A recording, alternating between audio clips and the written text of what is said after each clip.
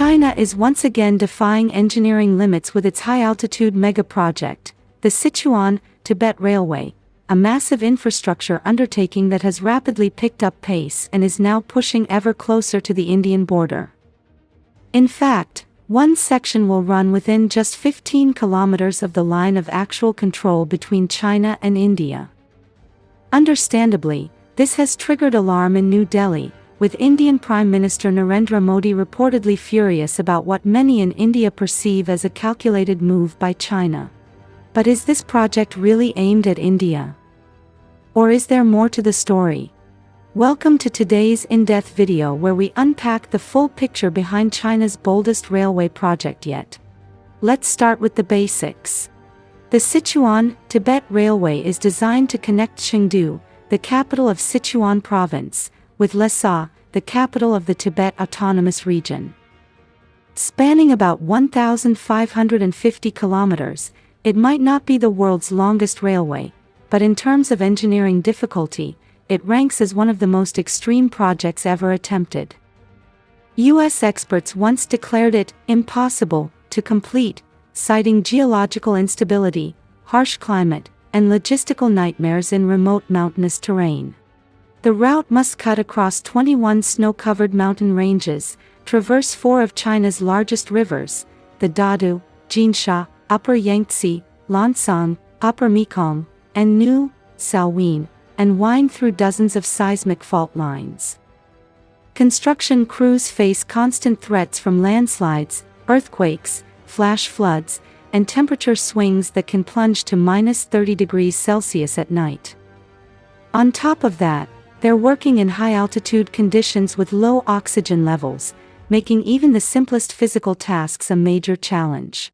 A staggering 90% of the most difficult section, from Yan in Sichuan to Nyingki in Tibet, consists of tunnels and bridges.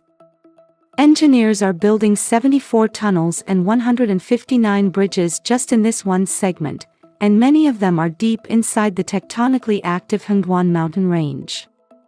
Some tunnels are over 10 kilometers long, bored through unstable rock that shifts regularly. And yet, despite these challenges, construction presses on. So why not just rely on the existing Qinghai, Tibet Railway, which already connects Tibet to the Chinese heartland? While the Qinghai route remains critical, it's been stretched to its limit. Originally designed for 8 million tons of freight annually, it now carries over 48 million, 6 times its intended capacity. Sections like Naku are chronically congested, with up to 30% of border-related military and civilian supplies needing to be rerouted. A second major rail corridor into Tibet is no longer a luxury, it's a necessity.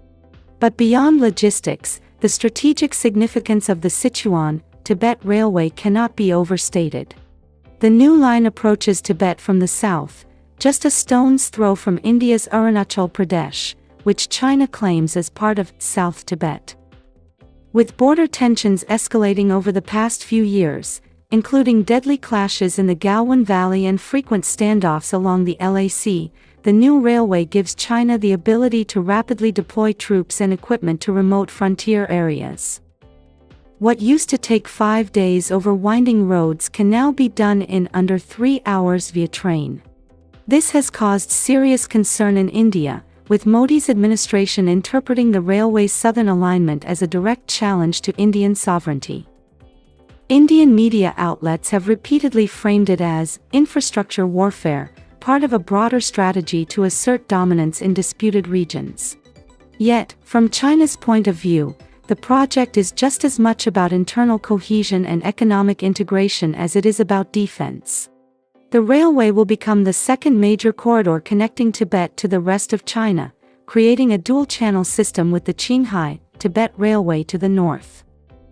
In the event of natural disasters or geopolitical disruption, goods, energy supplies, and military support can still flow through an alternative route, ensuring resilience.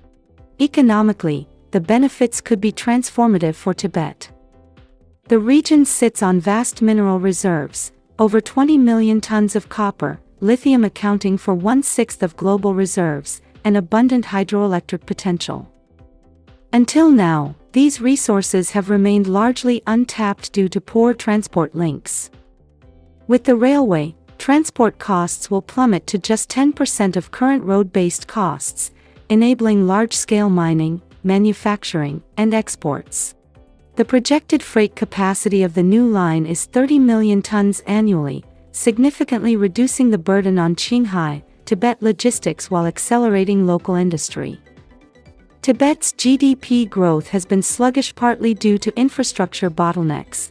Studies estimate a 5.2% annual growth slowdown linked to logistical constraints. That could now change. And it's not just industry that stands to gain. The railway is expected to significantly boost tourism. Tibet's natural landscapes, snow-capped peaks, glacial rivers, and ancient monasteries have long attracted both domestic and international interest. But access has always been a hurdle. With stations now planned in previously isolated regions like Shannon, Nyingchi, and Chengdu, local tourism could skyrocket. Already, the Lhasa, Nyingchi section, opened in 2021, has shortened travel time from 5 hours by road to just 3 by rail, fueling a surge in tourism and local investment. Some analysts even argue that tourism revenues alone could offset the railway's massive construction costs over time. Socially, the line is poised to improve living standards. In many areas of Tibet, basic goods are still prohibitively expensive due to high transport costs. Fresh produce, household goods, construction materials, everything must currently be trucked in at high cost. The railway will cut those expenses dramatically, making life more affordable and stable for local communities. Increased mobility will also give young Tibetans greater access to education, training, and employment opportunities in other parts of China. However, the project has not escaped scrutiny. At nearly 320 billion yuan, around $44.5 billion, it's more than 9 times the cost of the Qinghai, Tibet Railway. Environmental and cultural concerns also loom large. The railway traverses areas of fragile ecology, including regions with rare species and high biodiversity. In response, Chinese planners say they've gone to great lengths to avoid protected areas, building animal migration corridors and using eco-friendly construction techniques to restore disturbed landscapes. Cultural sensitivity has also been emphasized. Tibet is home to numerous sacred sites, temples, and monasteries. Route planners reportedly altered alignments multiple times to avoid religious landmarks, and local input has been sought to ensure respect for traditional ways of life. So, what's the current status? As of mid-2025, 2 out of the 3 major segments are already operational, Chengdu to Yan and Lhasa to Nyingchi. The final and most challenging section, Yan to Nyingchi, is well underway.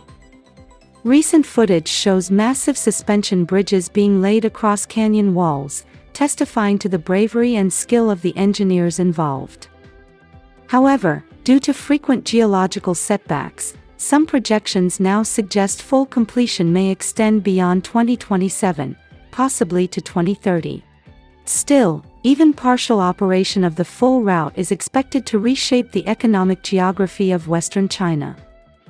The railway is part of China's broader, Western development strategy and integrates into the national 8 vertical and 8 horizontal rail network, a vision to connect every corner of the country via high-capacity corridors.